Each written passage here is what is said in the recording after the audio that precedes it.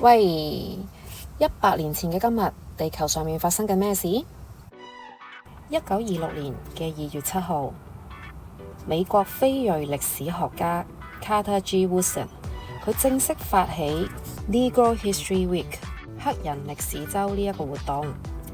因為呢，喺嗰陣時呢，學校嘅書本裏面呢，通常黑人嘅歷史都係得2行，一係就俾人賣，一係就係有人逃跑，然後呢，就到林肯出場噶啦。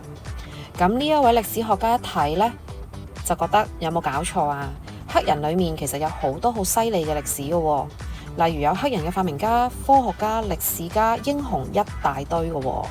咁所以呢，佢就發起咗呢一個黑人歷史週，希望大家可以喺呢1個禮拜嘅時間裏面認識多啲黑人對呢一個世界嘅貢獻。而 Woodson 本身都係哈佛第一批嘅黑人博士，佢就話啦，其實歷史呢唔係白人嘅專利嚟嘅喎，佢用咗一世呢去證明黑人對呢個世界貢獻都好多㗎。咁點解會揀2月呢？因為解放黑奴嘅林肯總統都係喺2月生日嘅。